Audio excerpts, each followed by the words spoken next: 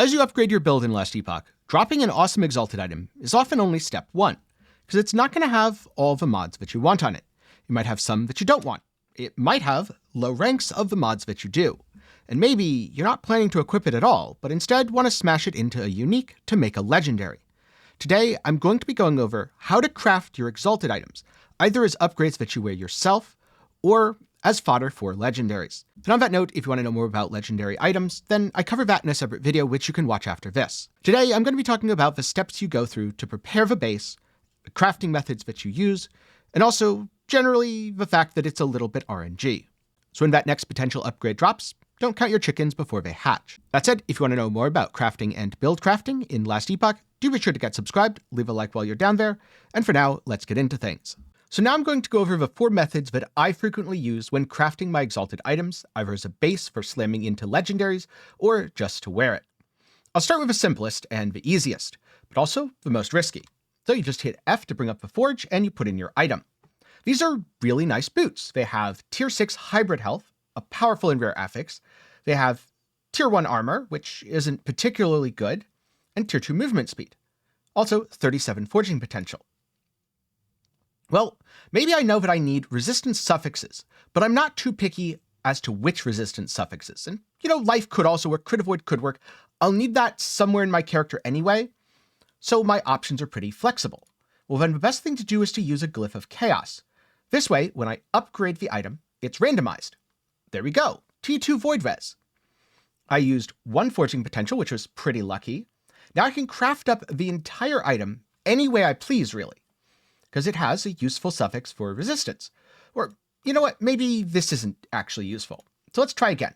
Necrotic res. All right. T3 necrotic res. So I decide next up, I'm going to craft it. I'll pretend these are intelligence boots. So I craft that up to T2. I craft this. The goal is to keep everything even. And unfortunately, the more forging potential you spend chaos spamming, the more likely it is to brick in this phase. Though those critical successes can definitely help out a lot. What you need to look at is right here, the cost, 1 to 18. So there's a lower chance that it's going to use all 11 forging potential if I do this, than if I spend 1 to 24 here. Doesn't mean it can't happen, also doesn't mean that Glyph of Hope can't proc. So if you must take an affix up to T5, do that first. And sometimes you get lucky and you crit all the way. And there we go. I've crafted what I would consider to be a really solid pair of movement speed intelligence necrotic res boots. This is a great method if your item is flexible. You have a lot of slots open, or maybe you can swap things around because you've picked up a lot of gear from the floor. But what if chaos spamming isn't really a good idea? Because I need one specific prefix.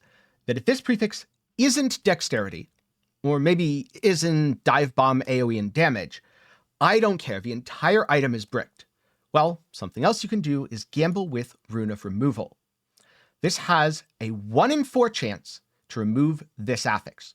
More accurately, it's going to remove 1 affix and give you the shards. The reason that I like this for an item like this is the increased damage while wielding a bow is a valuable shard that I could always save for my next project. The armor and reduced bonus damage is a valuable shard. So even if it's bricks, it's probably not a total write-off.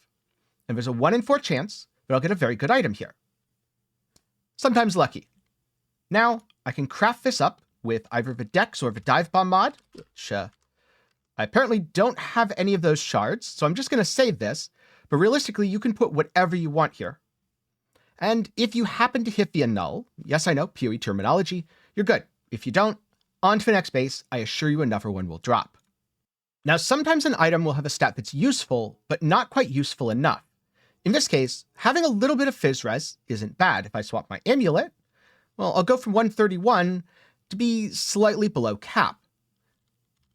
However, I don't really need a full T5 roll.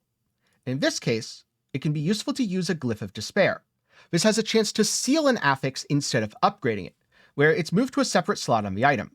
And we'll see if this cooperates here. Unfortunately, I do only have 2 of them, and they are fairly rare. You shouldn't waste them like I am for the purposes of demonstration here. Luckily, it did seal, so now I have a potential upgrade path.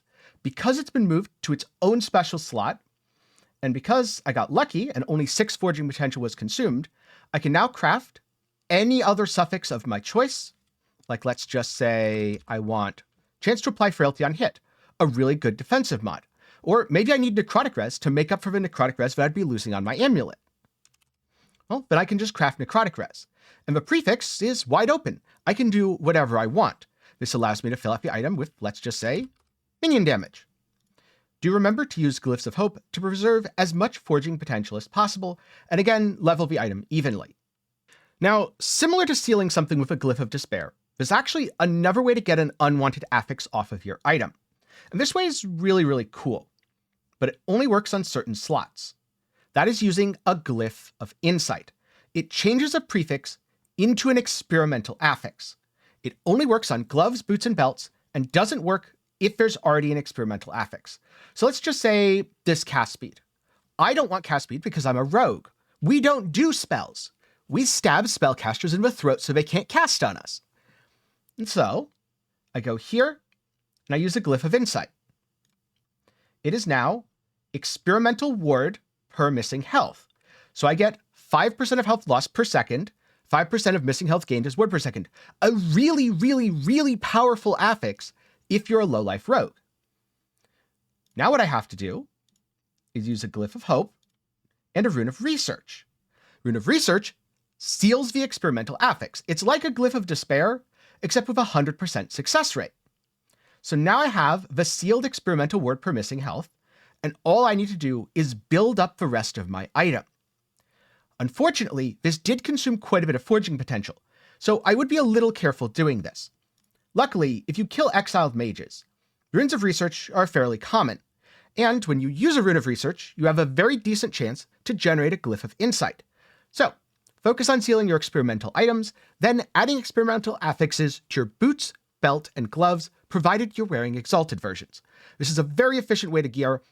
Unfortunately, it can't be used for every base, but when it works, oh boy, it's some of the best items that I've ever made.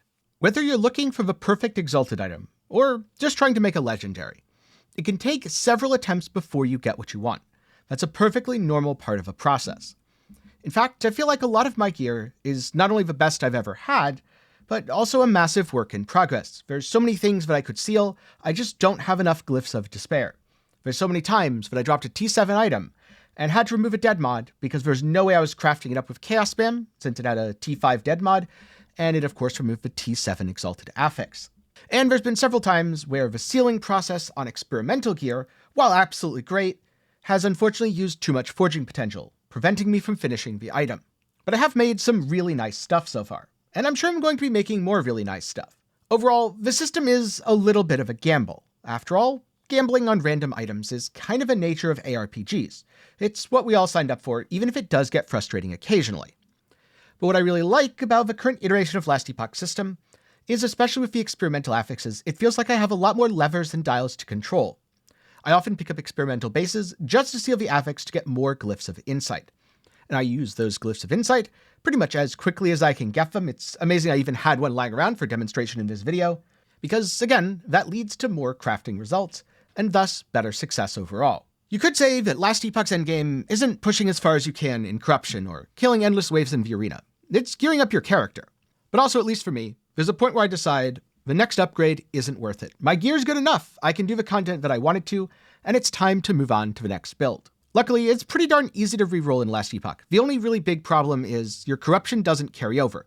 But as long as you haven't pushed it too far, then it's not a big deal. Also, especially with Circle of Fortune, I can't believe the number of T7 or T7 T6 Exalted drops I've been getting. I'm sure at this point I'm going to get the mythical T7 T6 T6, or maybe even double T7 at some point soon. And so now I'm curious, what's the best item that you've made so far? And what are you going to make using the knowledge from this video? Be sure to let me know down in the comments below. And if you're looking for something else to watch after this, maybe check out how to turn your new Exalted into a shiny legendary. I'll link to that video up in the card and down below. With that said, I'd like to take a minute to thank the patrons and channel members for the continued support.